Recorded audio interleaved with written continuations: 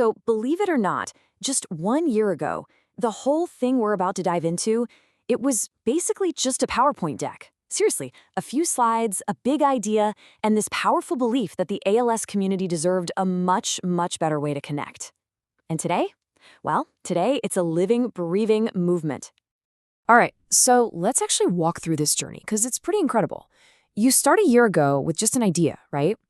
Then, bam, November 6th, 2024, it becomes an official 501c3 nonprofit. And now, it's a full-blown destination, this digital home that's come to life in ways that, even the founders probably couldn't have imagined. All of that in just 12 months. Wild.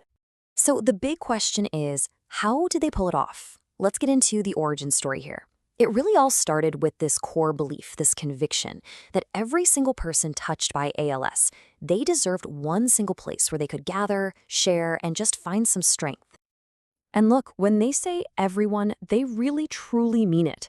This isn't just another space for patients and their families. No, this is the first and only platform that's been designed from the ground up to bring everybody together. We're talking patients, caregivers, friends, researchers, clinicians, veterans, all 9 of the major groups in the ALS world, all under one virtual roof. Seriously, nothing like this has ever existed before. And at its heart, the platform has this mission to kind of redefine what connection even means. It's not just about sending messages back and forth. It's about creating a space where all the messy human stuff, experience, wisdom, love, loss, even laughter, can just move freely. It's a place where you can find what actually works, share what you've learned the hard way, and really, truly lift each other up. Okay, so how do you make that idea of connection real? Well, they brought it to life in this place they call ALS Town. Think of it like a virtual home designed to be the town square that this community has just never had before. And what really makes this town so vibrant is all in the details. Of course, you've got the essentials, right? The discussion groups, the helpful webinars. But then you have these amazing human touches, book clubs, movie screenings, even virtual happy hours. And kind of holding it all together is something called the ALS People Finder. It's this tool that lets you connect with others based on your location or what you're interested in, sparking friendships and collaborations totally organically. Now, this is the really crucial part. This isn't just one giant, noisy chat room. It's a super carefully designed ecosystem with 9 distinct communities. So each group, whether you're a researcher or a family member, has its own dedicated space. It's got resources, libraries, and discussions tailored just for them.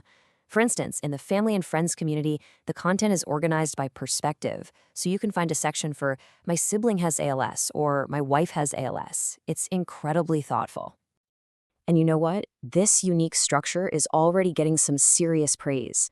The Honorable James Greenwood, who used to be the president of BIO, called it brilliant staging to eliminate silos. And that's so key, because for years, all the different corners of the ALS world have been disconnected, stuck in their own bubbles. This platform is built specifically to tear down those walls and spark the kind of organic collaboration that could actually lead to real honest-to-goodness breakthroughs. At the absolute core of all this is patient empowerment. I mean, this platform isn't just for patients, it's actively shaped and led by them. People with ALS are the ones shaping the content in the libraries. They're leading discussions in the forums. And here's the kicker, they serve in real, actual leadership roles on the board of directors and in cabinet positions, everything from secretary to minister of arts and culture. Their voices are what guide the entire thing. Okay, so the destination is built, it's live, people are using it, it's growing, but of course, that brings us to the next huge challenge, right? How do you turn that initial spark into a steady flame, something that can sustain itself and burn brightly for years and years? Right now, the immediate focus is all about growth. Because think about it, for any community to really work, it needs to hit what's called critical mass. That's the tipping point where the platform just feels dynamic and active and alive. The goal is simple. When people show up, they need to feel seen, they need to feel heard, and they need to want to stick around. And to get there, they've set an initial funding goal. And just to be clear, this isn't for paying big salaries or rent. It's a strategic investment purely in outreach and advertising, all designed to bring enough people in so the community can start sustaining itself. But the vision is so much bigger than just getting started. This next number, this bigger goal, is about making sure they never have to hit the brakes. It's about securing the resources needed to guarantee that this absolutely vital community can keep growing and serving people, no matter what. So, why is all this talk about sustainability so important? Well, it's because what's on the other side of it, it's a vision that is frankly breathtaking in its ambition. We're talking about tackling the biggest, toughest challenges in ALS head on. Let's just be real for a second. ALS is a profoundly, ridiculously expensive disease. People lose their income, spouses have to quit their jobs to become full-time caregivers, and that massive financial strain just gets piled right on top of all the heartbreak. For so many families, it becomes the next great anguish right after the diagnosis itself. So to tackle that anguish, All's Turned Community uses its nonprofit status to create a fundraising model that just blows traditional crowdfunding out of the water. For one, it protects a family's eligibility for government benefits like Medicaid. It makes sure all the donations are tax deductible. And get this, the organization runs the campaigns for the families, lifting that huge burden off their shoulders. And maybe the most important part, 100% of the money raised goes directly to the patients. So the promise they make to families is really simple, but it's so powerful. It's, we will raise money for you. And we're going to do it efficiently, we're going to do it legally, and we're going to do it ethically. Basically, we'll do it with heart so you can focus on what really matters. But look, as critical as that financial relief is, and it is critical, don't get it twisted. Their eyes are firmly on the ultimate prize. This platform wasn't just designed for support.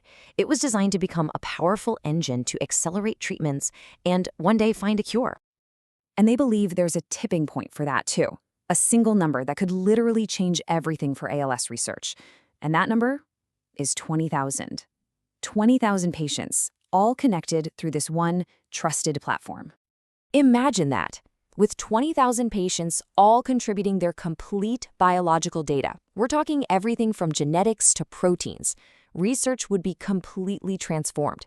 See, ALS isn't just one disease. It's a whole bunch of different diseases. And this data would finally allow scientists to define and target all those different subtypes. It would speed up the path to new treatments and unleash the true power of AI to extend lives and one day to save them. And that really brings us to the core idea that drives this entire movement. You know, when you're facing a disease like ALS, impatience isn't a character flaw. It's a virtue. It's a good thing.